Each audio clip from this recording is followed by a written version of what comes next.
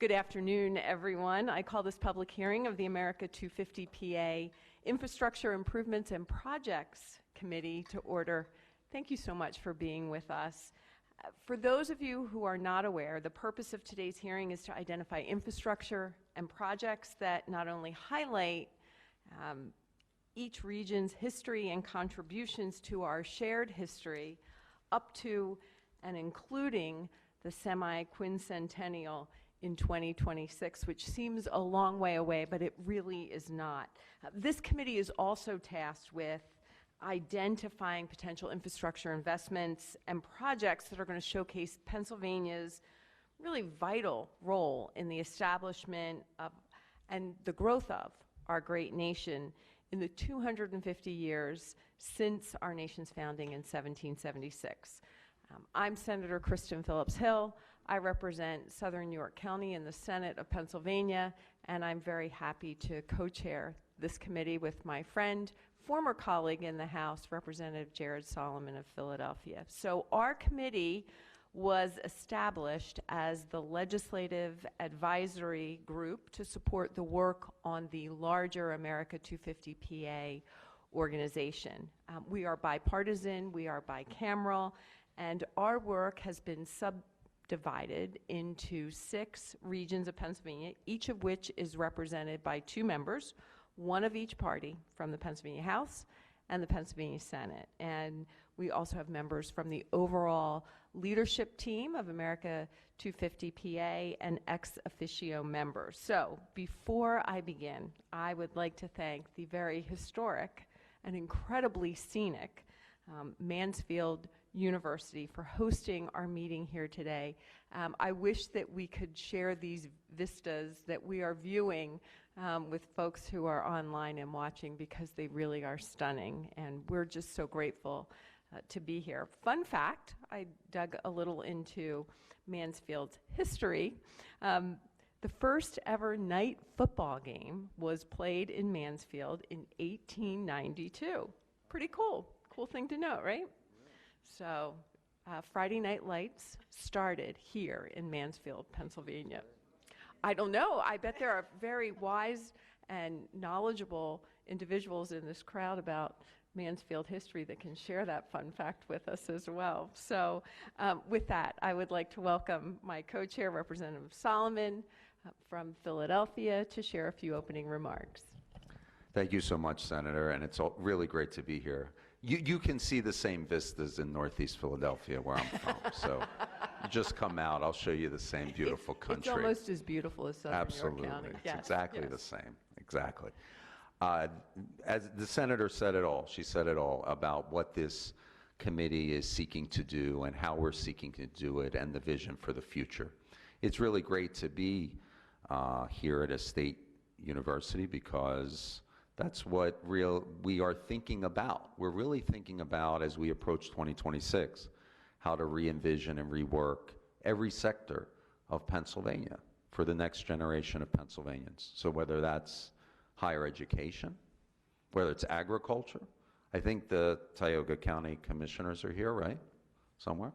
Yeah, so I think agriculture is a big, yeah, absolutely. It's a big driver of industry, not just in Tioga County, but throughout Pennsylvania. You guys have here the Painter's Farm, which is a historic family farm, 5,500 acres, organic farm. Now, what does that farm, what does that agricultural community there want to see in 2026? Urban centers like my home in Philadelphia and Pittsburgh and beyond. What do they want to see in anticipation of 2026 to welcome the rest of the country and world to Pennsylvania? So we have a high aspirational, inspirational task, and the Senator and I hope to meet that moment. And thank you all for being part of this work as we approach 2026. Thank you so much. Thank you, Representative Solomon. I'd like to also welcome Cassandra Coleman. She is the Executive Director of America250PA for some opening remarks. Thanks, Senator, and thank you all for being here. I'm so great to look out and see so many friends in the room as well, and partners already of America250PA, but we are the Commonwealth of Pennsylvania's commission that was charged with planning and coordinating all of the programming, projects, and events around the 250th anniversary in 2026 across all 67 counties, engaging every Pennsylvanian. So we have over a dozen programs and projects right now that are currently ongoing. Again, in all 67 counties, I encourage you to please go to the website at America250PA.org to learn about those programs and projects, to learn ways to get involved, to learn ways to bring some of those things that we're working on into your counties and your regions. And we are just really looking forward to hearing the testimonies today and moving across the Commonwealth as we hear about these amazing projects and work that all of you are doing. Very quickly, just real quick on housekeeping, the only ask is that if you do plan to enter or exit the room, if you could please use the door in the back, just so that we don't have any mic interference with this door, and also on the testimony and the hearing process. So you'll be introduced, the testifiers will be introduced by either the senator or the representative. You'll come up to the table here in front. You will have 5 minutes to read your written testimony. At about 30 seconds remaining, you're going to hear a bell. We ask you at that point if you could please finish your thought, your sentence, and start to wrap up. And then at the full end of the 5 minutes, you're going to hear. And then from there, you'll have 3 minutes if the panel has any questions, to answer any questions and do any Q&A. And again, at the end of the 3 minutes, you'll also hear the bell. On cue, Katie. So again, we're looking forward to hearing from all of you today, so thank you. Thank you very much, Cassandra. As lovely and civilized as that bell is, it's a little shocking when you're providing testimony here at Ding, which is much better than the buzzers that we at times have to deal with in Harrisburg. I would also like to welcome my dear friend and colleague in the state Senate. I should thank you all for sending Senator Jean Yaw to represent you in the Senate of Pennsylvania. Member of his staff, Deb Rudy, is here today as well. Deb, would you like to share a few thoughts? I was just going to say, I'm here on behalf of Senator Yaw. He's over in McKean County today on a hearing for the Center for Rural PA on hospital viability in the next years. And I'm looking forward to hearing about these projects, and I want to see our region spotlighted, and hopefully several of these projects will be part of the America 250. Thank you so much, Deb. That's the Center for Rural PA does very important work as well, and hospitals, we know, are really important, especially in our more rural communities. So thank you for being here. With that, I'd like to welcome our first testifiers here today, Mr. Stephen Keener, Chief Executive Officer, and Mr. Patrick Wilson, Chief Operating Officer of Little League International. And gentlemen, you may begin your testimony when you're ready.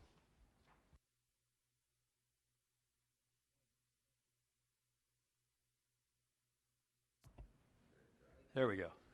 Thank you. Good afternoon, co-chairs Senator Phillips Hill and Representative Sullivan, Executive Director Cassandra Coleman. Thank you for the invitation to join you today. We're greatly appreciative. My name, as the Senator said, I'm Steve Keener, President and Chief Executive Officer of Little League International in Williamsport, Pennsylvania. We're here today to share with you our vision for creating a lasting legacy for the 250th anniversary of the United States, while also providing an engaging experience for the hundreds of thousands of visitors from around the world who gather at the Little League World Series in South Williamsport, Pennsylvania, each summer for really one of our state's most iconic events. In 1938, an oil clerk by the name of Carl Stutz was playing catch in his backyard with his nephews when he had the idea that maybe they could benefit from an organized baseball program that would be scaled to their age group, that was really kind of reserved for teenagers and young adults at the time. Over the next few months, he tweaked that idea, tweaked the rules, found sort of the perfect mix to improve the experience for young players. And on June 6th of 1939, along with several volunteers from the Williamsport area, the very first Little League baseball game was played in Williamsport, Pennsylvania, in the shadows of the outfield of historic Bowman Field in Williamsport, Pennsylvania. You know, during those early years, as World War II raged on in Europe and the Pacific, Little League really remained kind of a local program for children in central Pennsylvania. But once the war ended and families were being reconnected with their soldiers returning home, that's when they turned to Little League as a community-based beneficial program for their children, and that's where the program really began to flourish. And as more communities embraced the Little League, a movement to bring those communities together was forged, and in 1947, 12 teams from central Pennsylvania were brought to Williamsport, Pennsylvania, and in the program's birthplace for a tournament, and the Little League World Series was born. Significant attention came next. People seeing the passion and sportsmanship and, quite frankly, the ability of young children playing baseball got to take the attention of many of the nation's media outlets. Life magazine, the Saturday Evening Post all did feature articles on the program, and that really helped propel the growth of the program around the United States. Really, for the next 11 years, the Little League World Series popularity continued to grow at its current location off of 4th Street in Williamsport, Pennsylvania. And as the program grew and the crowds grew, that location really was not sufficient to host what was becoming an event of that magnitude. So community leaders in Williamsport and around the area rallied and wanted to keep Little League in Williamsport, and they were able to secure a donation of land through the Lomedy family, the company that owned the then Sunday newspaper called The Grit in Williamsport, Pennsylvania. And they donated the land to Little League Baseball and moved across the river up the West Branch of the Susquehanna River to its current location in South Williamsport, where our iconic Howard J. Lomedy Stadium exists today, and that was built in 1959. And over the years, many organizations and others have tried to lure Little League International away from Williamsport in Pennsylvania, places as far away as the wide world of sports in Disney and in Orlando and other locations. And fortunately, our international board of directors, our staff in Williamsport, we remain committed and steadfast to our community in Williamsport, so we have no plans of going anywhere at this point. Since those early beginnings, we've expanded the Little League program to include opportunities for female athletes in both baseball and softball. We've developed programming for children with intellectual and physical challenges. We've added additional World Series tournaments for other levels of play. We've actually convinced our partners and friends at Major League Baseball to bring a Major League Baseball game to Williamsport every year during the Little League Baseball. In fact, the Phillies are playing this year, Representative, so... And then we obviously developed a television relationship since 1963 with ABC Sports and many of the ESPN television platforms, which really provides us with a very powerful medium to market the Little League program. So that's 30 seconds. So in 2019, we announced we were going to expand our facility in the Little League World Series to 20 teams. We needed enhanced facilities to do that, and I'll kind of cut to the chase. In order to do that, when we learned about the opportunities for collaboration with America250PA, we are developing what we call the Keystone Plaza. Can I give it? It's roughly, we committed to a $15 to $20 million enhancement of our 60-acre complex. The Keystone Plaza is about a $6.9 million part of that, which will be a centerpiece, which will provide everything from concessions, restrooms, photo opportunities, historical markers, and we're developing what we call a Williamsport Globe in conjunction with the Pennsylvania College of Technology to be a centerpiece of the Keystone Plaza. The Keystone is the Little League brand identity. It's worn on millions and millions of Little League uniforms all around in 84 countries now. And so we felt it would be appropriate to name this new plaza the Keystone Plaza in celebration of our history, the history of Pennsylvania, and certainly to celebrate 250 years of this great country. So I have more, but I'll stop there out of respect for my other folks that are here to testify as well. Thank you very much. I can tell you that Redland Baseball won the Little League World Series a few years back, and they're not in my district, they're in northern York County, but boy, Folks couldn't have been more proud at home. It's really a big deal. And we were So- proud to host most of York in South Williamsport for that. I am certain that you did. So with that, I'd like to see if my colleagues have questions. Representative Solomon. Thanks, Senator. So I see there's no private investment. This seems like a project that Major League Baseball would want to get behind. Have you reached out to see if they would provide any funding? We have a number of private partners who are going to help fund the total $20 million enhancements to our facilities, and Major League Baseball is a big part of that. And how much are they all in Well, for? it's a little complicated given we have a relationship with them, but it's usually around $4 million a year that they provide to us through a relationship that we have with them. So I would say that a good portion of that would be devoted to this project. Even they're at the 4 million marker, even knowing that you're planning this big expansive project? Yes, we haven't talked to them specifically about the Keystone Plaza okay. project. We've talked to them about the overhaul enhancements, which we started about 3 years ago, or 3 or 4 years ago, but got put on hold because of the pandemic, and then we had to scale some things back. But once we realized there may be other sources of funding, we want to do it in a more grand scale so that we can really represent what this program means to our community and the state. I'm someone that will watch any baseball anytime, right? Little League, Independent League, Minor League, of course the Phillies, and Pro Bowl. As you guys know, that in a lot of communities, baseball is waning in popularity as basketball, as football, as soccer increase in their popularity. What could you do to use this as a moment to drive kids to think about baseball as opposed to other sports? Well, we have an opportunity. One of the things that we promote heavily is the value of community-based play, not the travel industry, not the elite teams that you see that cost a fortune for families and parents to play. Our program is inexpensive to play. We have developed a program with one of our partners, T-Mobile. It's called the Little League Call-Up Grant Program. To date, they have provided, I think, in excess, Pat, of about $5 million to pay the registration fees for families who cannot afford to play Little League Baseball. So we promote those, and that will be the type of thing that through the Keystone Plaza we will be promoting to hundreds of thousands of people who come to visit us each year. Thanks, Steve. Additionally, by expanding our World Series and bringing more teams in, it allows more children from around the country and around the world to aspire to participate in the Little League World Series. And by aspiring, they also have more opportunity because of the increased number of teams as well. Thank you, gentlemen. Thank you, Senator. Further questions? If I may, we are in this position of not knowing how much money will be raised through both tax dollars and private donations for these projects that we'll be funding across the state. So in your mind, is this scalable? Or would you be able to fund one piece of this within this plaza that you have discussed?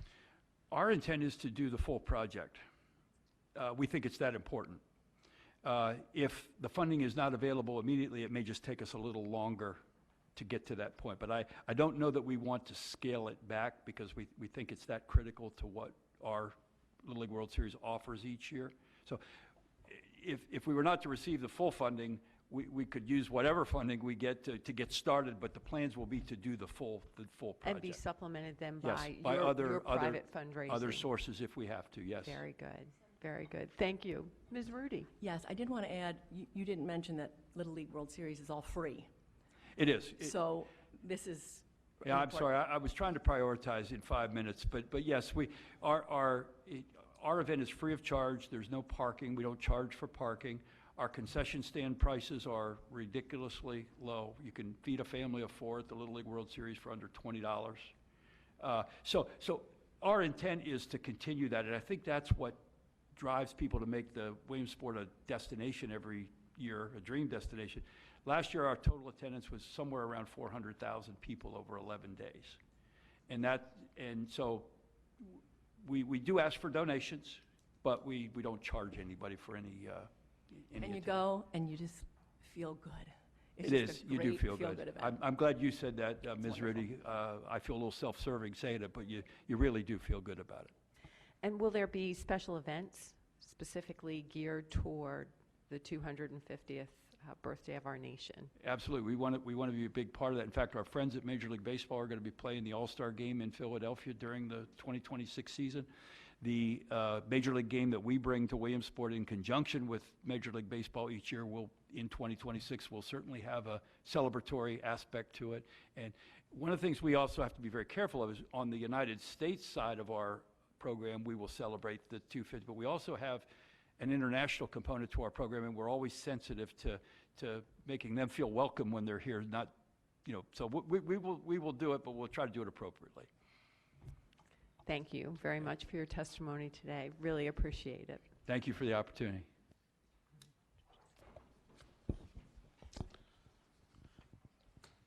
Next up, we have Jessica Piniella from the Community Outreach. She is the Community Outreach and Project Manager. Rachel, are you coming up too? Okay, excellent.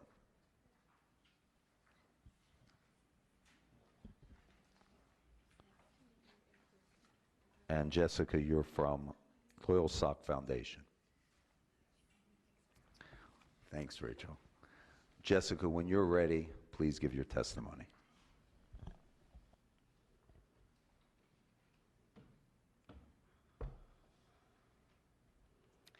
Members of the committee, thank you for the invitation to share with you today our legacy project, the Summit Center for Wellness. My name is Jessica Piniella, and I'm the Community Outreach and Project Manager for Loyal Sock Foundation. I am also speaking today as a lifelong resident of Sullivan County and as someone who passionately believes in this project. While I love the natural beauty and small-town feel of our county, I also witness the struggles that many of our residents face. Rural living comes with a price: isolation, lack of jobs, and limited opportunities for living a healthy lifestyle. Sullivan County has one grocery store to serve 6,000 residents and no public exercise facilities. The Summit Center for Wellness will create a lasting change in Sullivan County, shifting the paradigms of health and wellness for our community for the next 250 years. 16 years ago, residents formed the Sullivan County Recreational Association with the dream of one day building an indoor recreation center in the county. Loyal Sock Foundation has moved this vision forward by amalgamating 70 acres of land contiguous to the Sullivan County School District, propelling the dream into reality. The mission is to create a public, multi-generational wellness and community center with easy access for the residents and surrounding community of Sullivan County. The Summit Center for Wellness has several components. The main building will house an indoor 4-lane swimming pool, ADA-accessible warm water therapy pool, indoor walking track, exercise and cardio equipment, group fitness classroom, weight room, community meeting room, and child watch area. The Summit will also have an outdoor natural rock ledge amphitheater for concerts, theater productions, and other cultural events. Overlooking the amphitheater will be the Landing, a wellness and community space designed as a treehouse and home to exercise and nutrition programs, outdoor education, 4-H meetings, and more. Outdoor trails will complement the indoor facilities. The concept design for the main building celebrates and honors Sullivan County's rich lumbering heritage. The building is uniquely designed in the shape of a circular saw. The lumbering boom in Sullivan County began in the early 1800s, with thousands of people employed in lumbering camps, sawmills, and tannery mills throughout the county and along the Loyal Sock Creek. Lumber remained a central industry in the county until the 1930s. At the height of the lumbering economy, the county's population numbered approximately 14,000, in stark contrast to the current population of about 6,000 according to the 2020 census. Sullivan County is now an economically distressed area. 47% of the students in grades K through 12 are considered economically disadvantaged, and the average median household income is $49,830 compared to the state average of a little over $63,000. The Summit Center for Wellness is a strategic part of the economic development plan for the county and supports the Northern Tier Comprehensive Economic Strategy goals of enhancing tourism assets and revitalizing core communities. Sullivan County ranks as the oldest county in the Commonwealth. 29.6% of our population is 65 or older, the highest in the state, and almost twice the level for the entire U.S. The Summit will meet the urgent health and safety needs of an older population while simultaneously creating a viable and attractive amenity for families moving to the area. As Pennsylvania develops the master plan for older adults under the leadership of Governor Shapiro, the summit's in position to be an integral part of the plan for Sullivan County and its aging population. The summit will directly combat the social determinants of health plaguing our rural community. A 2020 Penn State University report identified Sullivan County as having the highest medical vulnerability index out of all 67 Pennsylvania counties. The 2019 Geisinger Community Health Needs Assessment showed that 25.4% of adults in the county are physically inactive. Only 38% of our community has access to exercise opportunities, ranking nearly at the bottom of the 2023 county health rankings. There are no public indoor fitness centers within Sullivan County, forcing residents to drive 30 to 45 miles to a neighboring county to use a fitness facility. Loyalsac Foundation is engaging our community in the vision, land, and dream of the Summit Center for Wellness. Momentum has continued to build as hundreds of residents and visitors have enjoyed walking our newly opened Summit Loop Trail, which winds through the campus. Our federal, state, and local elected officials are actively engaged in the progress of our endeavor. The Sullivan County Commissioners have been champions of this project since its conception in 2006. We're proud to share that the Landing, our treehouse project, was selected by Senator Bob Casey in this year's Community Project Fund. Senator Yaw is a long-standing believer in this project, having committed the summit in the Redevelopment Capital Assistance Program. Our state representatives Joe Ham and former Representative Tina Pickett have been key advocates. We stand before you today at a critical moment in this project as well as in the future of our region. An investment in the Summit Center for Wellness will significantly alter the physical and mental health of our rural community, spawning a catalyst for further economic growth throughout Sullivan County and communities like it, creating a true legacy for rural health and wellness. Thank you for the opportunity to testify today.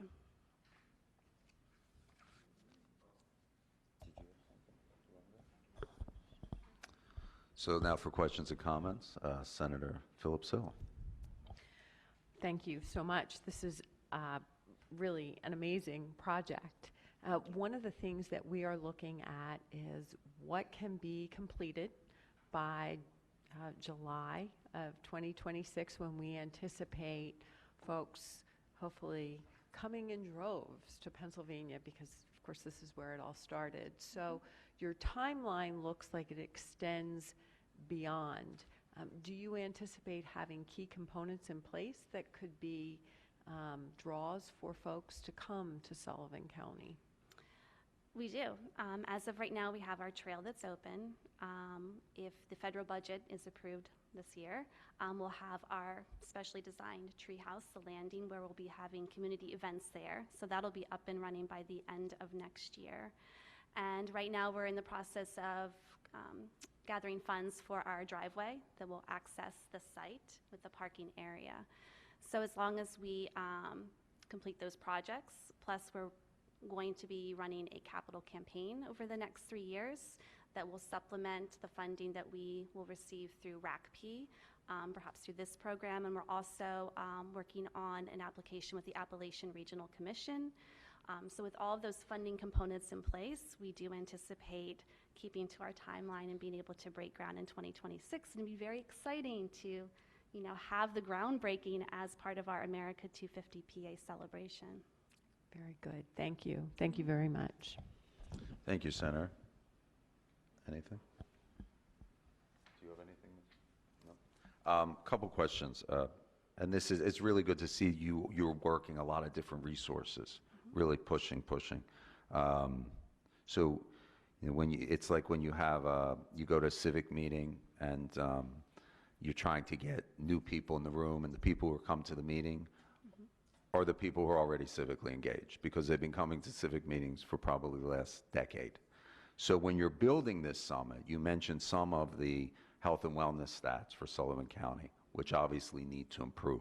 But how do you make sure that that population is actually going to use the facility? It's a great question. So right now we have what's called Best Transit. It's the Bradford, Sullivan, Tioga Transit, which for senior citizens, if I'm correct, it's free for seniors? $1 to ride. And that has fixed routes throughout Sullivan County and in our neighboring areas.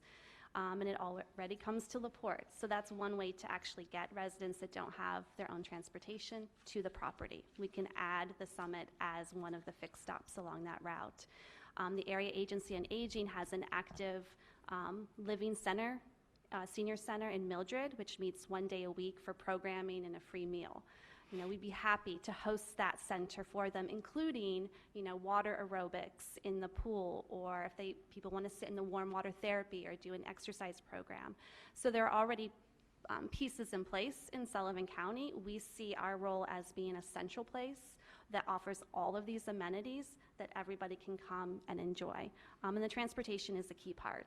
I don't know if you've been to Sullivan County, but we don't really have public buses or trains or subways, so it's a little difficult to get around at times.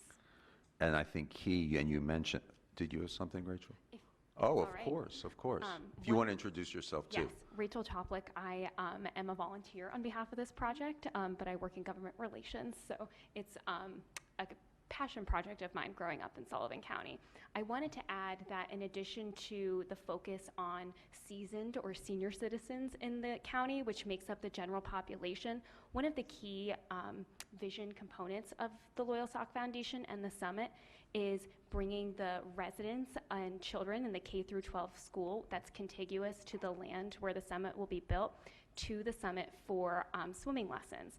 Presently, there are no public pools in the county, and for years, this is actually how I learned to swim, was at a local woman's pool that she would open up for the summer. Her name was Lucy Sick, and for 50 years, Jess also learned to swim there. For 50 years, she opened up her pool, and she is now passed on, and that opportunity isn't open to our students and our children there for a place to safely learn to swim. So that's having the land right next to the school district and the access to getting those children to learn how to swim and have healthy, active lifestyles close by is one of the key components and pillars to the project. That's excellent. And I see that one of the America250PA focus areas you mentioned are military veterans and women.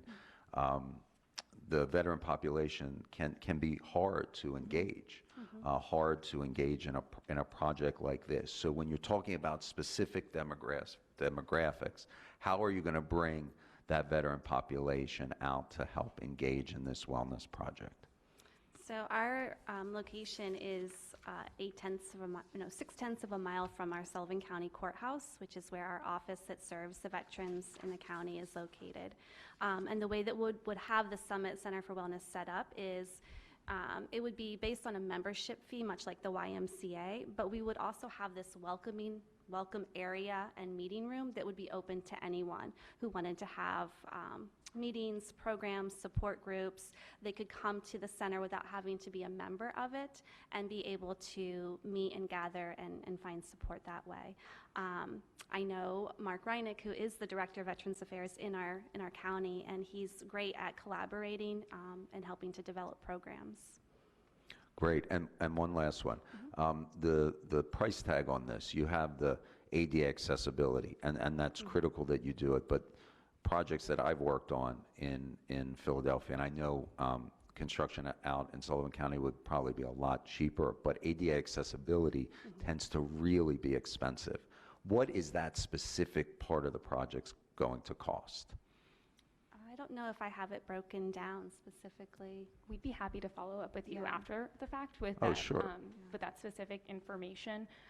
I'll just add that the support that we've received from Senator Casey has been a bit of a game changer for this project in the way that our corporations outside of Sullivan County and nearby are really starting to engage with this opportunity to invest. And I think that a commission investment from America250 would help us to further leverage to cover those costs as well.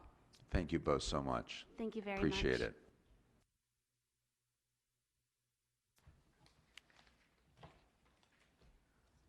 Our next testifiers today are Christopher McGann, Mansfield Borough Manager, and Brian Barden, Committee Chair, Save the Gatehouse Committee. Gentlemen, welcome. And when you are ready to testify, we would welcome you to proceed.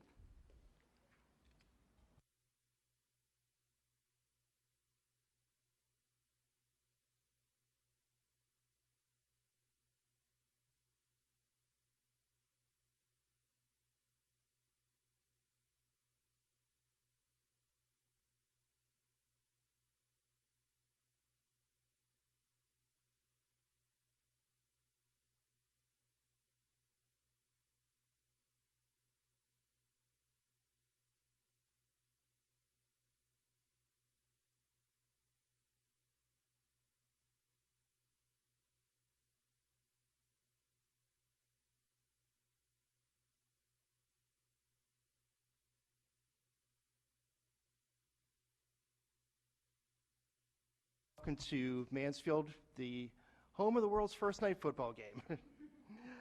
So today I'm wearing multiple hats as I present this formal testimony. Somehow I did end up becoming a member of the Save the Gatehouse Committee. So there's that hat.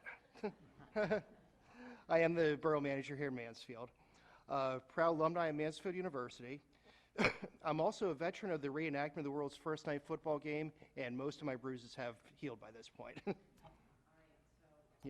We need to know, who were the first two teams to play that night football game? So the first two teams were Mansfield Normal School, now Mansfield University, and Wyoming Seminary, which is a high school out in around Kingston area.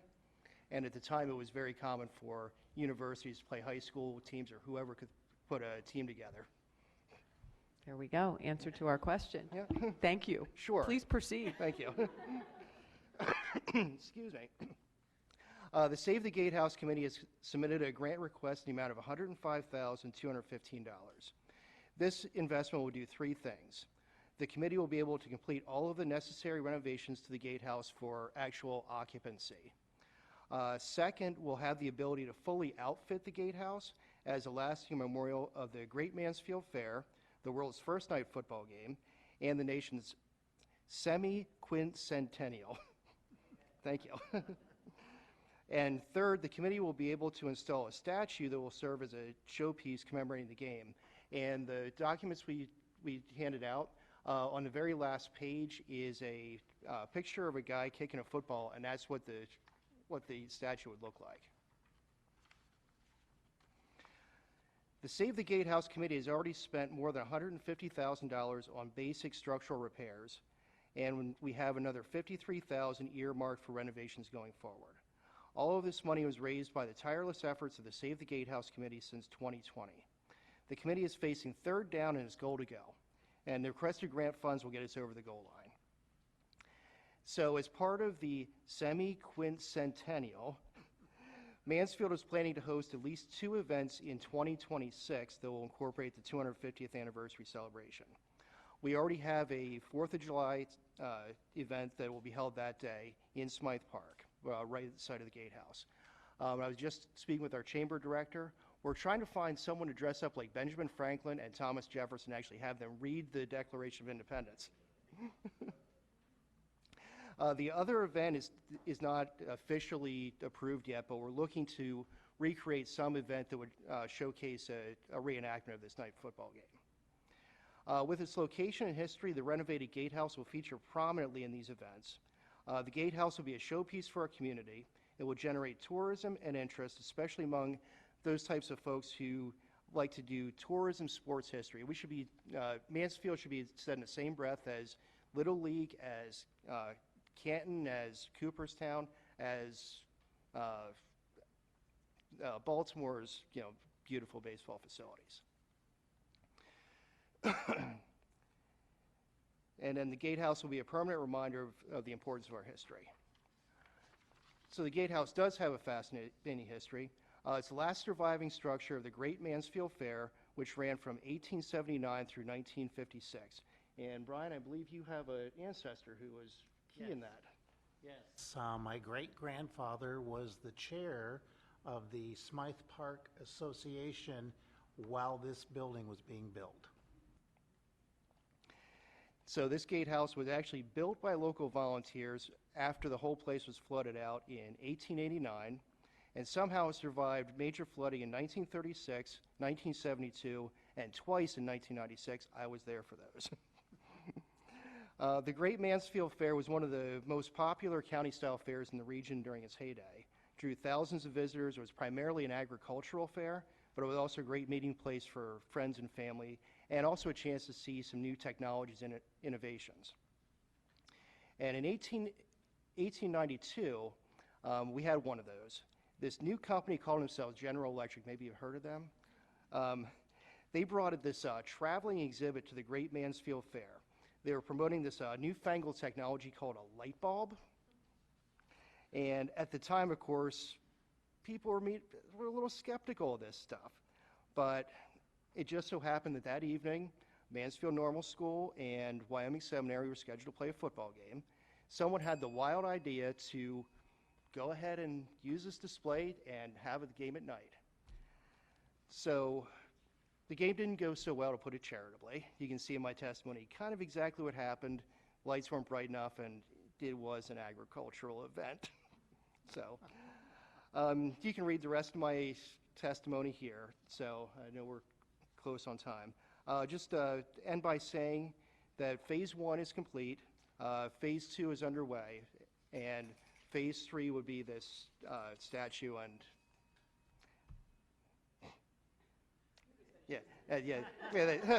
what would be this statue and the outfitting of the building.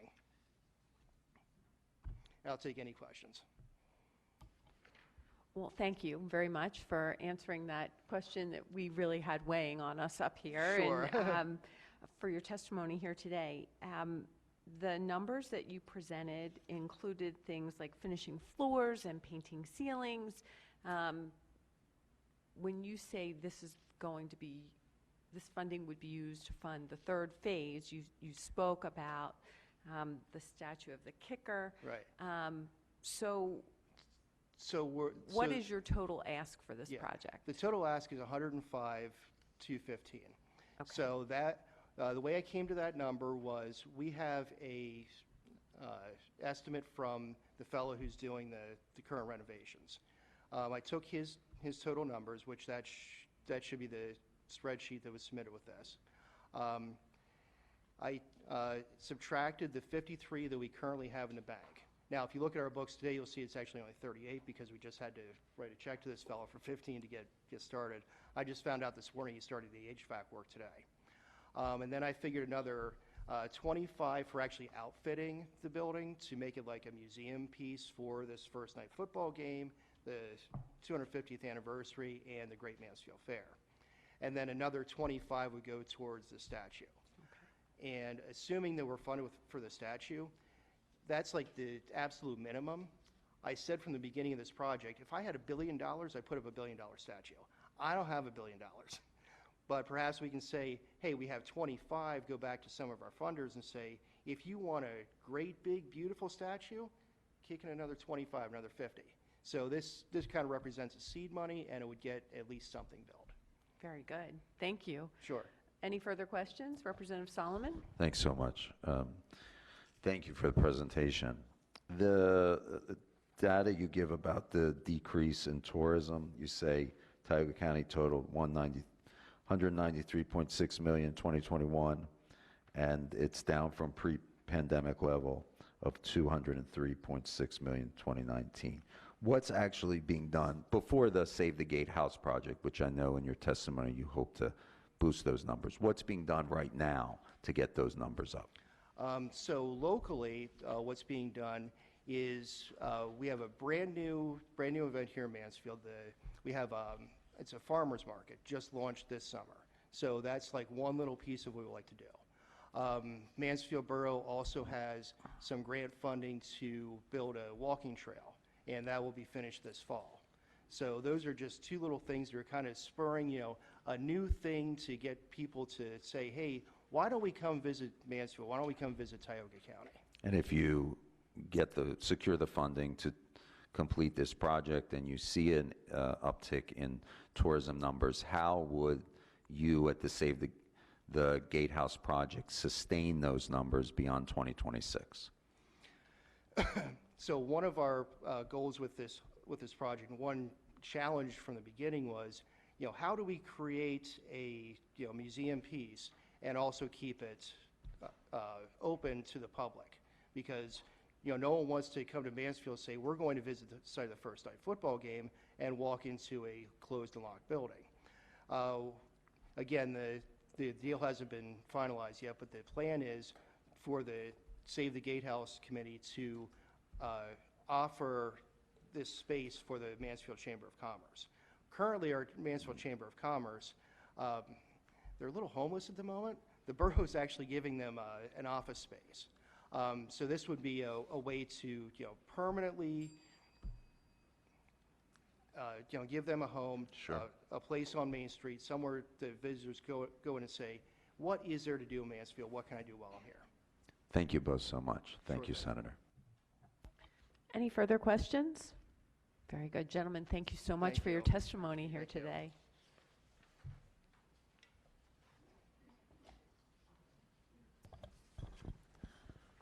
Next, we have the Tioga County Commissioners, Mark Rice, Jen Cochran, talking about the Marsh Creek Greenway Planning Specialist. Is that? No, that's wrong. That all sounds wrong. It's Mark and Jen on behalf of the Tioga County Commissioners, and Jen, that's Jen's title. Okay. We can do it. Please, yeah, do. No problem, no problem. So I'd like to thank American250PA and the Infrastructure Improvements and Project Committee for the opportunity to testify here this afternoon. I am Mark Rice. I am the Tioga County Assistant Chief Clerk and the Project Manager for the Marsh Creek Greenway. With me is my colleague Jennifer Cochran. She is the Marsh Creek Greenway Planning Specialist, and Tioga County Commissioner Mark Hamilton is with us as well this afternoon. Thank you.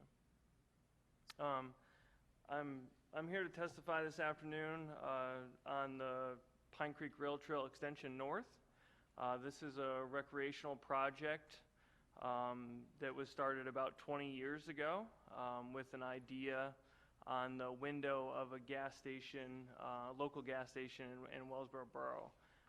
Jim Weaver was the planner, the Tioga County planner at the time, and as I'm told, Secretary Dunn and Jim stood at the northern terminus of the Pine Creek Rail Trail, and the secretary said, "Jim, you got to finish this 3.2-mile connector into downtown Wellsboro." And Jim has been working on this project essentially for the last 20 years. It's been a very difficult project, complex project, working with landowners and the railroad. But these last few years, this project has really taken off, and we're getting close to having the funding needed for the project, as well as being under contract. So this northern section is a recreational initiative that will result in a 3.2-mile non-motorized trail linking the current northern terminus of the Pine Creek Rail Trail to downtown Wellsboro. The Pennsylvania Department of Conservation of National Resources, DCNR, has identified this project as a priority trail gap in the 2020 to 2024 Pennsylvania Trail Network Strategic Plan. This request is for the northern section of trail. The northern section is 1.2 miles of trail that connects the current Pine Creek Rail Trail located at State Route 287 at Hillbolt Road in Delmar Township, Tioga County, PA. This section includes an emergency services access, a small trailhead with parking area, and a rehabilitation of one railroad bridge. This trail is fully ADA accessible as well. This project is a prime example of making the best of a changed circumstance. Tioga County was built on timber, agricultural, and coal industries. With the industrial boom came a rail line through Tioga County. In the early 2000s, industry in Tioga County shifted and slowly moved away to larger areas. In 2015, the final industry served by the rail line into the borough of Wellsboro was no longer in operation. This posed a problem of how the rail line could best be utilized. Many opportunities were explored, including a tourist train, dinner trains, and seasonal excursion trains. However, none of these options stood the test of time and eventually closed. In 2019, a longtime dream of connecting the world-renowned Pine Creek Rail Trail to the borough of Wellsboro came to life. The idea of abandoning the unused portion of the rail and converting it into the Pine Creek Rail Trail extension became a reality. The project impacts many facets of the economy, including tourism, and tourism is the lifeblood of our local community in Tioga County. The completion of this project will benefit not only the economy, but the health and wellness of generations to come. This trail will be placed for people to explore and travel throughout the centuries ahead. Development of the Pine Creek Rail Trail extension will result in an increase in tourism, workforce development, quality of life, increased property values, and a healthy lifestyle activities. An economic impact study was completed in 2019.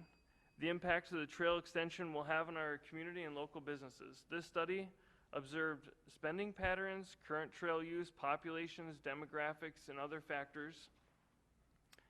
I'll get to the nuts and bolts of this. The impact analysis showed an estimated of 64,000 unique users to the trailhead each year and promote an estimated $11.6 million in new consumer spending. It will create an additional 14,000 square feet of new recreational space. This recreation initiative will expand one of the most important regional assets, the Pine Creek Rail Trail. The Pine Creek Rail Trail is a 62-mile trail that connects Tioga County down into Jersey Shore. And thank you. And I look on a favorable consideration of this request for funding the Pine Creek Rail Trail North section. Thank you. Thank you, Mark and Jen. Questions, comments?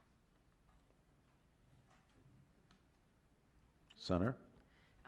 Thank you so much. By the way, that's Jersey Shore, Pennsylvania. Yes. Just a clarification for you, Jared. It's not coming down through Philadelphia. Yeah. You know what? This is our 8th hearing together. Yeah, so we're having a good time, and we really appreciate your testimony here today. I can tell you that back home in York County, those railroads and those small towns along those railroads were really our economic hubs. They've fallen into disrepair, and creating that trail has brought new life to those municipalities, and they're becoming economically vital all over again. So thank you for the work that you're doing. I think it's phenomenal. So we have 3 budgets, and if you could walk me through, in your testimony you spoke about several different numbers. We have one that's 930 million, one that's 1.6 million, and then one that's 697,000. So can you clarify what all of these different financials are? Yes, we broke the project down into 3 sections so there was a smaller piece that we could apply to for grant funders. Okay. So essentially that's breaking the trail construction north of Hillbolt Road down into 3 projects. You know, again, just to make those grant applications a little bit more feasible for the funders. That was what I hoped you were going to say, and we really do appreciate that. And I will tell you, having done this back home, that is actually how we have accomplished it as well. You know, it looks really audacious, you know, what you want to accomplish. I commend you for that, but really it's a one bite at a time type of scenario. So thank you very much. Thank you, Senator. You know, as the Senator mentioned, we've done 7, 8 of these, and the trail business corridor, it's very thematic. You know, York County, our first, almost every one. There are 1 or 2 presentations that are very similar. Why is this, though, important here? Why do folks throughout the county need to be connected to Wellsboro? Well, currently the only way to get to the trail is either to load your bike in a car and drive there, or to ride along a real dangerous shoulder of Route 6. And the shoulder's only about a foot wide, so this is a safety aspect as well, to remove pedestrians and bicyclists off the roadway to a safe corridor from the hotels and businesses in downtown Wellsboro to the Pine Creek Rail Trail. You know, so that is a big part of this project. And you know, it's going to keep our community alive. It'll keep Tioga County and the main streets in our community, you know, bustling. We are looking forward to those 64,000 unique users to visit our trailhead. The trailhead will feature businesses across Tioga County, One of the biggest things we hear from visitors is, what do we do? Where do we go? And this trailhead will serve as that visitor center with kiosks that'll highlight businesses so they can go, move around the county to golf or get something to eat or other recreational opportunities. To that point, you talked about in your presentation the importance of lumber, the history of Tioga County, and we hear this a lot, right? Industry being very important, and that's sort of in the past, a lot of times, it's the same in my community, being an industrial center. How does this project sort of answer the question of what's next for Tioga County? Or are there particular businesses along those trails that you see sort of as the next chapter in the history of promoting your county? Yeah, I mean, there's historic hotels. One of them is here today, that would benefit from this project. And you talk about history. I mean, we're going to highlight the history in Tioga County at the trailhead. We are repurposing 3 railroad bridges along the southern section of this trail, as well as we're repurposing an 1860 railroad bridge across Marsh Creek that came from Chester County. So we are super excited about that. There's going to be a historic rail car at the trailhead as well to kind of preserve the Tioga Central and the railroad in downtown Wellsboro. But I think the biggest benefit from the tourism will be the hotels and the restaurants in our community. Mark, Jen, thank you so much. Thank you for your time.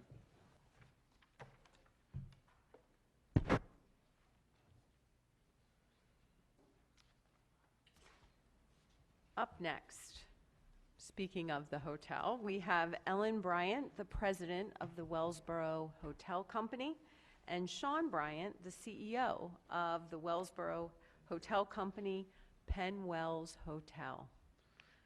Welcome. Thank you for being here today, and please proceed when you are ready. Thank you. Is this on? Oh, now it's on. Okay. Thank you. My name is Ellen Dunham Bryant, and this is my husband, Sean Bryant.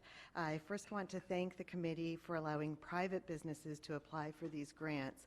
While preserving historic structures benefits businesses and the broader community, the high cost of historic preservation makes many projects unattainable for small companies, particularly in rural areas. I am here representing one such company, the historic Penn Wells Hotel in Wellsboro.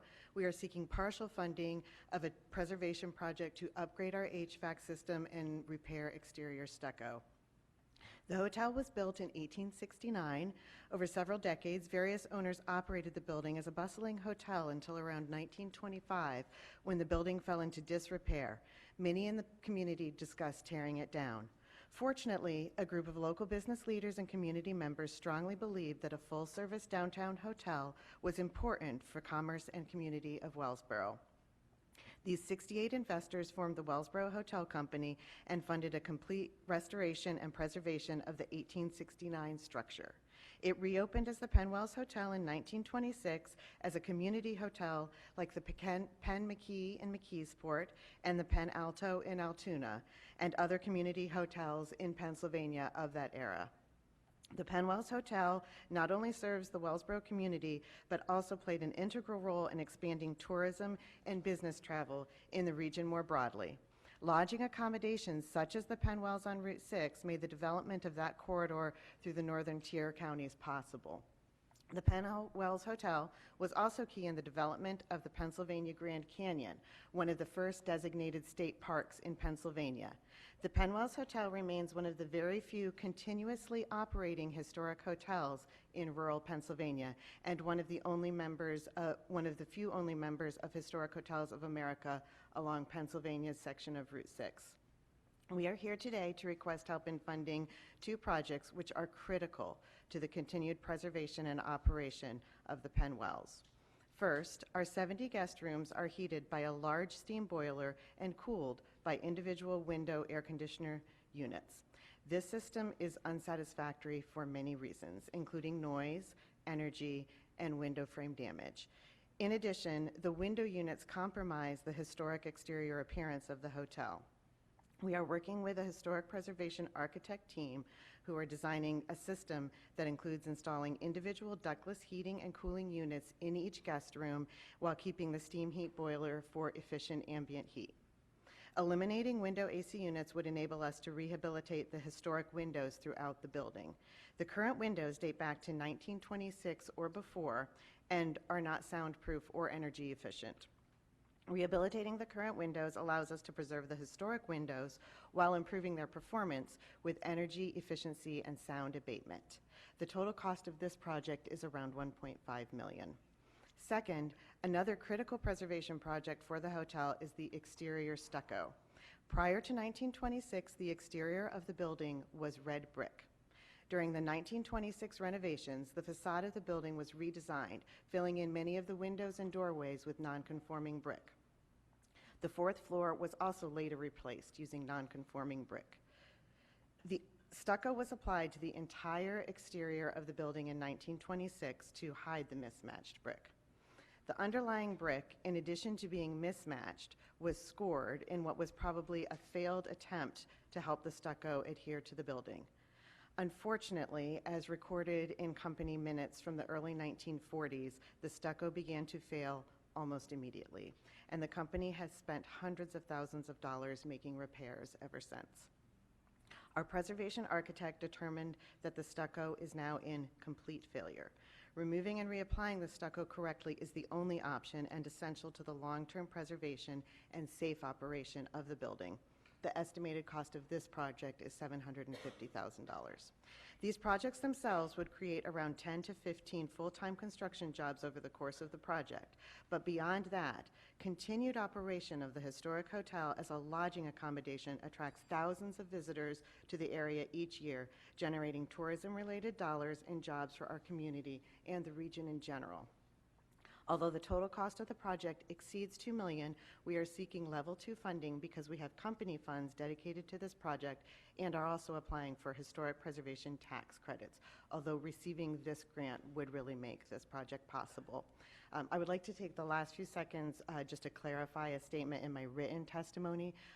We are actually one of 2 Historic Hotels of America members on Route 6. There is another member in Holly, Pennsylvania. I actually didn't realize they were also on Route 6. We're friends with them. He's done a beautiful job. I'm so sorry. I didn't know that's where he was. But. Well, thank you very much for your testimony here today. I've had the pleasure of visiting your hotel, never stayed there, but was there for a Center for Rural PA meeting, and yes. of course that lovely glass flag that is in your lobby. I have several pictures of it that I have saved for posterity. So thank you for being here today. Members, questions? Representative Solomon. Thank you. It seems like a great way to drive tourism development in your area through this anchor property.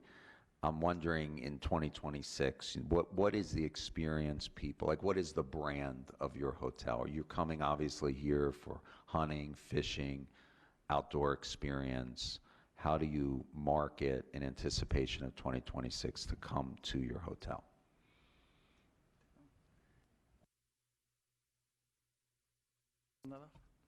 So the main purpose of our hotel is to service Wellsboro, which is a historic town. It's a quaint town with the gas lights. If you've been there, you know what that's like, as well as the state parks that are around us. So we primarily see like a May to October busy season in the nice months of the year to be outdoors. In addition to that, our membership in Historic Hotels of America and historic preservation generally appeals to a certain demographic of visitors who don't otherwise come to the area to hike or cycle or do some of the other things. So that puts us on the map and Wellsboro on the map, and we've highlighted that in various ways with historic displays, our glass bulb flag, and just generally maintaining the structure to the historic characteristics you would have seen if you came in the 1920s. Are there tours of the, oh, go ahead, So I would Ellen, also, please. excuse me, I'd also mention that 1926 was when the Penn Wells was founded, so that will actually be our 100th anniversary as the Penn Wells. The building is much older, but the Penn Wells is 100 that year. Do you offer tours of the downtown area? We do, yes. There's walking tours that one of our next presenters with the Glass Association, Claire, also does tour groups with us. All these and- warm handoffs. Yes. So she's one of the best tour guides you could have. But yes, and different aspects of Wellsboro's Main Street is about 3 to 4 blocks long, so it's kind of like a walkable to capture the whole thing. Thank you so much. Again, thank you. And we've had a similar experience restoring an old historic hotel, and they are very expensive to rehab when you do it the right way. And appreciate that you're seeking other sources of funding, looking at historic tax credits and other things. And I appreciate how interconnected all of these projects are. But if our funding is such that we only could fund a portion of this, would this project, in your mind, be able to be scaled to just certain components? And would you be able to have this completed by 2026? Do you want to tackle that one? Yes to 2026. What's really holding us back is funding. We would have accomplished this 10 years ago. So yes to that. And with respect to segmenting it off, the project that is absolutely critical to the preservation is that stucco, that 750,000. I mean, I don't want to be dramatic, but I don't know how we can continue without that. But the window and HVAC project is really essential to us continuing to operate successfully as a hotel, because guests are not appreciative of window air conditioning units and steam heat. Very good. Thank you. Thank you very much. Next, we have Ellen Ruby, Executive Director of Lewisburg Downtown Partnerships. Ellen, if you want to come up and provide your testimony, welcome. Thank you.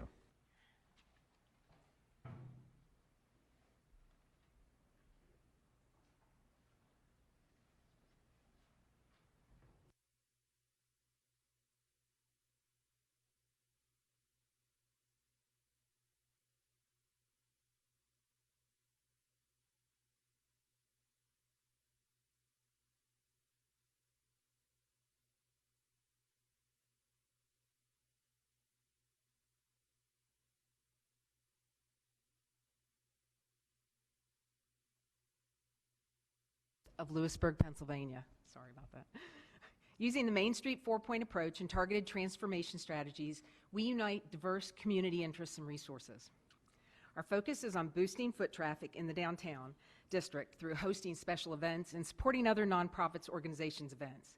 We develop and execute marketing plans to promote the business district and brand downtown Lewisburg as a go-to destination for arts, dining, and entertainment in the region.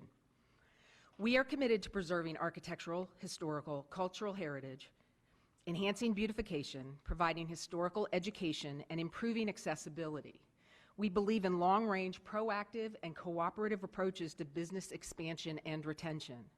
Our values include fostering meaningful partnerships and demonstrating good financial stewardship. The installation of a gateway monument sign at the entrance to historic downtown Lewisburg celebrates the town's rich heritage and is a perfect way to mark our country's 250th birthday. Lewisburg's historic district has been on the National Registry of Historic Places since July 2004, boasting 856 contributing buildings, 11 structures, 2 sites, 2 objects, spanning the period of significance from 1773 to 1953. There are several potential locations within our historic district to showcase a replica Liberty Bell and a Liberty Tree. One option is placing them at the carefully designed gateway sign, which embodies architectural styles from the town's 250-year existence, showcasing Lewisburg's dedication to freedom. Alternatively, these elements could find a home in one of 3 parks: Soldiers Memorial Park, Huffnagel Park, or the Piers Art Park. The public's input would be crucial in determining where the best placement would be. We also propose adding 10 historic district pedestrian informational kiosks, Strategically situated throughout the area, these kiosks would offer a self-guided walking tour with informative displays about Lewisburg's rich history. Local artists, historians, and community members could actively participate in their designs to represent the town's unique identity and character. This entire project showcases Lewisburg's dedication to preserving its architectural heritage and promoting historical awareness. Visitors guided by the kiosks will gain profound insight into the town's significant contributions to American history and culture.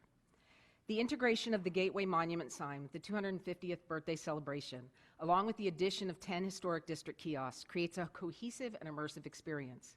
This powerful project combines architectural representation, symbols of freedom, interactive elements, and community involvement, forging a strong connection between Lewisburg's historical roots and its vibrant contemporary community. The most significant impact of this project is expected to be the attraction of visitors to our charming historic downtown business community. The proposed Gateway Monument sign will catch the attention of well over 15,000 vehicle occupants daily, making them aware of what they might have otherwise missed. Many people passing by the intersection of Market Street, State Route 15 and State Route 45 and Route 15 believe that Lewisburg is just what is seen on the highway. They never realize there's a quaint historic downtown with diverse offerings, including 120 small businesses.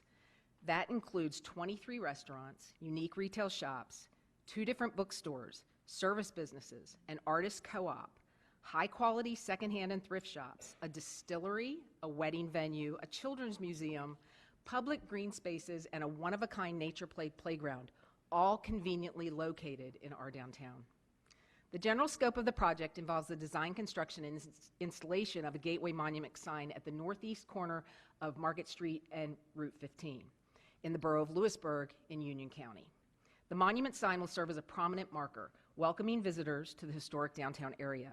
It will include utilities, hardscape, and landscaping elements to enhance its visual appeal and blend with the historical ambience of the town. Additionally, the project includes the creation of 10 historic district pedestrian informational kiosks for a self-guided walking tour in downtown Lewisburg. These kiosks will be strategically placed throughout the area and will provide informative displays about our town's rich history. The design and content creation of the kiosks will actively involve local artists, historians, and community members to ensure they represent the unique identity and character of Lewisburg. The combination of the Gateway Monument sign and the pedestrian informational kiosks will create an immersive and cohesive experience for visitors, showcasing Lewisburg's dedication to preserving its architectural heritage and promoting historical awareness. The project aims to increase foot traffic, engage the community, and foster a deeper understanding of Lewisburg's significant contributions to American history and culture. This project would be completed by 2026. Thank you. Thank you. Questions, comments? Yes, Executive Director Coleman. Thanks, Representative. So thank you for your work. I'm actually a former borough mayor, so I appreciate, obviously, when you're coming into local community, the welcoming, the signage, et cetera. Talk to me a little bit about the kiosks and what your thought is kind of behind those, what those will look like, and then what will be selected to be included in the kiosks and what the process you think might be there, engaging local businesses and local highlights. Because again, as you're in a community, is it just going to be the Lewisburg? Is it going to be more regional, countywide? Talk to me a little bit about that. Okay. Well, this project, as I'm presenting, is focused more in Lewisburg. I'm with the Lewisburg Downtown Partnership, although we collaborate regularly and frequently, both with the entire borough, so not just the downtown, it's all one community, but also with other locations within our region, other Union County communities. So this one is not focused on that, although it could certainly be tied to another community like Mifflinburg, who is a collaborative partner with us. We often co-promote each other's events and things like that. So in terms of what it would look like, we actually have one in place already. We have a kiosk.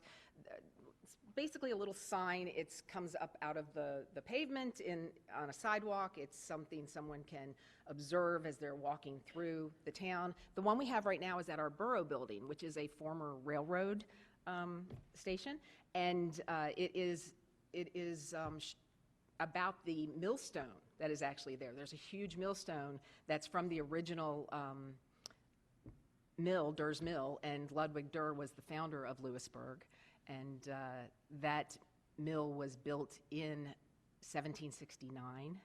And the Trading Post along with it also served as a location for numerous elections during 1776. So there's all kinds of history. Well, in the current one that you have, do you keep track of, I mean, how often it's used? How many folks actually? So we don't on that one. What we're planning with this one, though, is to have, it would be, so we want to engage artists. We work closely with our local, the Lewisburg Arts Council. We want to engage artists. We would be working with the Historical Society of Union County, who has just purchased the former Packwood House Museum in the borough of Lewisburg in downtown, and to create what and where these sites would be. In the packet, I do actually have a list of 10 proposed sites, but those proposed sites are all on Market Street, and that's because we've actually just also applied for a multimodal grant that includes other pedestrian and bicycle safety enhancements as part of this whole big project, but we felt that part of that project was a fit here. So we would be totally open to it being other locations outside of the downtown and being part of that. But what we do plan to have is a QR code that would give you access to our website and additional information about the history of Lewisburg and of Union County. Senator? Ms. Rudy, you have anything? You going to light the sign? I'm sorry? Are you lighting the sign up? Yes, yes, the monument sign. Yes. Yes, it absolutely would be lit. And does this sign play into a theme? Like, do you have banners in downtown Lewisburg that the same theme will be reflected on this sign? So, for example, the wording and the vision, Exactly. yes. So we actually have other signs located, one between Lewisburg and Mifflinburg on Route 45 at where the Lewisburg effectively begins, not the borough, but in East Buffalo Township. We have another one up on the property of Evangelical Community Hospital, and they are the same look. And then the actual monument portion of it mimics, but is much larger than Bucknell University's gateway signage.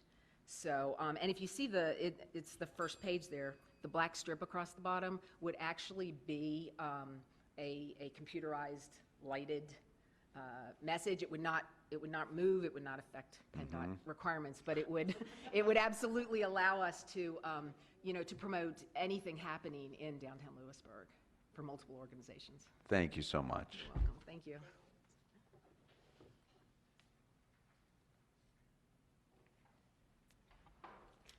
Our last, but certainly not least, testifier will be Claire Marie Ritter. She is the chair of the Wellsboro Glass Historical Association. Thank you.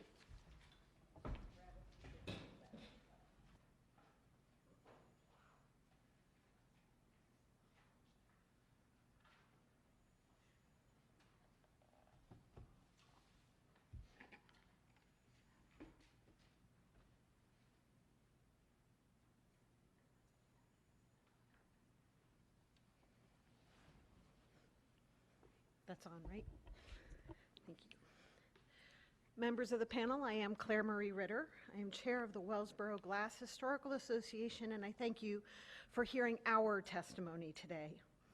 Pennsylvania was built by innovators, those who looked to create something new that would better the world around them. In Tioga County, early settlers saw the rich natural resources of the area, and the industries of lumbering, coal mining, and leather tanning soon propelled the county forward. It was with this same spirit that the first Chamber of Commerce in Wellsboro approached the Corning Glass Factory in 1916. Corning needed to expand their production, for Thomas Edison was demanding more glass bulbs for his electric lights, and other industries were looking for glass tubing for packaging. By November of 1916, Corning Glass opened a state-of-the-art factory for making glass in Wellsboro. Over the next 100 years, this factory helped illuminate homes, businesses, and communities, and shaped the look of the American Christmas tree for generations. My notes got out of order. In 1926, the ribbon machine received patents. I'm sorry, my notes just got totally out of order. I do not know what happened. Initially, the Wellsboro plant housed the largest vat-style furnace for hand-blown glass manufacturing. This process was experimental, and as the plant began production in 1916, it was proven profitable here. By 1920, staff at the factory and in plants in Corning began to work on plans for a new machine that would bring the hand-blown glass process into the mechanical 20th century. In 1926, the ribbon machine received its patent and began production. Industrial innovation was reshaping glassmaking from Wellsboro. As World War II loomed over Europe, the hand-blown glass ornaments that graced so many Christmas trees became impossible to import, and retailers requested help from Corning Glass. The Wellsboro plant was commissioned to rework some of their light bulb molds, and in 1939, over 1 million glass ornaments were produced for the American market. Over the ensuing decades, Wellsboro engineers designed intricate ornaments marketed as Shiny Brights, and many other brands, developing frosting, painting, and other decorating techniques, and even partnering with Hallmark as they began their yearly Christmas ornament collections. The plant continued to make glass products, including light bulbs, until its closure in the fall of 2016, just weeks shy of 100 years of production. After the plant closed, the amazing ribbon machines, which were and still are considered one of the mechanical wonders of the 20th century, were parceled off. A few went to museums, where they remain in storage, and 2 went to another manufacturing plant in Kentucky. After that plant closed in 2018, the machines were slated for scrapping. This is where Wellsboro and eventually the Wellsboro Glass Historical Association become part of the story again. As the massive 60-foot-long machines were loaded onto trailers in Kentucky during the early summer of 2020, a few local citizens and former workers from the glass plant began a fervent effort to keep these machines intact. With just hours to spare, a local organization willingly stepped up and paid for the machines and their transport back to Wellsboro, where the machines had started their lives. The Wellsboro Glass Historical Association was founded due to the return of these ribbon machines to Wellsboro. Growing out of the Christmas on Main Street Festival, which was started to celebrate the history of Christmas ornament making in Wellsboro, the association was established to create a permanent home for these ribbon machines and the amazing story of glass in Wellsboro. The goal of our association is to not only create a museum, but to create a destination museum that will showcase the story and archives in such a way that it will draw visitors to Tioga County and the Wellsboro region. This will benefit the economic growth of the region, drawing travelers to visit Wellsboro, where they will then stop, shop, and stay. Visitors will discover the rich heritage of glassmaking in Wellsboro and learn the history of how this small town impacted their daily lives through light bulbs, Christmas ornaments, and other products of the plant. The spirit of innovation and the development of new products will be explored and preserved, encouraging others to look to their own dreams with the belief that it can be done. If your committee sees fit to award a grant to the Wellsboro Glass Historical Association's museum construction project, we would be able to lay the groundwork and begin construction for this legacy project that will work to educate the community and all visitors, preserve the amazing history of glass in Wellsboro, champion the innovative spirit of this community, and celebrate the thousands of people that worked at the plant and shaped so much of life in the 20th century. Thank you. Well, thank you so much. I will look at those boxes of shiny, bright Christmas ornaments that I have stuck away in my basement, treasured, because they came to me from my grandmother and my great-grandmother a little differently, knowing that they, in all likelihood, were produced they were right here in Wellsboro. Yes. So, I'd like to just also note the connections of this community and this county, the electric light history that we began making light bulbs, that the Penn Wells was a centerpiece that Corning saw as a good reason to continue to invest in our factory. We are interconnected here in Tioga County. None of us stand alone. Thank you so much. Very compelling testimony. And what a fantastic way to preserve really important manufacturing history and wonderful history of many, many thousands, probably millions of Pennsylvanians, family Christmas traditions. This is a pretty incredible project that you have endeavored upon, and we're grateful for it.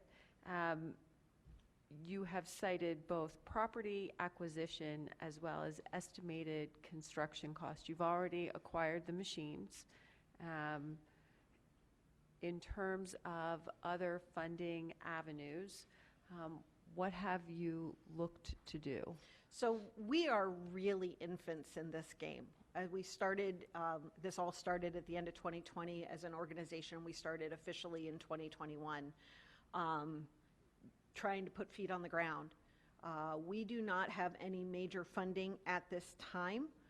We have a loose agreement from Corning Incorporated that when we are ready, they would like to be behind us. Nothing has been spoken.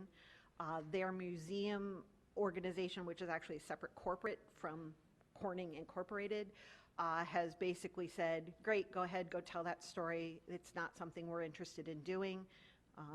So we have the clearance to not tread on the toes, but to partner with Corning Glass, and which is also a great partnership for tourism. One of our great acquisitions, if I can call it that, is I have befriended a gentleman by the name of Mark Gunter, who is the chief curator for the Henry Ford. The Henry Ford is the only place where a ribbon machine is on display. He was part of the team that restored their machine and has been a great advocate of it as an important part of American history. And he has offered that when we are ready to fundraise, he wants to get behind us and help us with that process. Fantastic. You're our first attempt. Well, we're honored to be the first attempt. Representative Solomon? A lot of pressure. So it's, you know, to your last point, you said something about, you know, no one stands alone. And it seems like with all the presentations coming out of Wellsboro, there was a coordinated effort. Does it just look coordinated, or is there some entity who is bringing all of you guys together? The answer to that is yes and no. Okay. We all, a lot of us participate with the Develop Tioga. So she was the one that hinted us into this. But in truth, for those of us who work within the tourist industry, I do indeed work for Sean and Ellen. I work in tourism. I'm passionate about bringing people to our area. We are. And by that nature, we then support each other, because the hotel's not going to have anybody stay in the hotel if there's nothing to do. And bringing the trailhead to downtown Wellsboro brings them that much closer to our front door. Bringing a museum to our community brings a different group of people that may not be looking for the trail, but may find the trail because they came for the museum. All that benefits everybody. So concerted, did we sit down and have a meeting before this? No. Our goals are all the same. So we intrinsically preach the same message. Excellent, thank you. Since I'm not on the committee, I can say, one of our county commissioners always say, Tioga County tries to row in the same direction, and that's why we have seen success in the past. So from Develop by Tioga, Kristen Hamilton called a lot of places and said, do you want to apply? This is an opportunity you shouldn't miss. And so I really was grateful that she did that, and I know Senator Yaw was as well. Community and economic development and teamwork all She's back. Couldn't agree more, and it really is evident here today from all of the exceptional testifiers that we had in the projects that you have brought forward. Really just want to thank you, Ms. Ritter, for your testimony here. You really wrapped things up really well. At first I thought it was odd, and then I was like, no, it's all leading. It's all leading to Well, it. you've done. If you haven't seen the flag, I have an image here of the flag from a Life magazine article that you have to come see it in person. It is definitely worth seeing. I will attest to that. So I, again, would like to thank all of the testifiers, all of the members the volunteers who participated in today's hearing.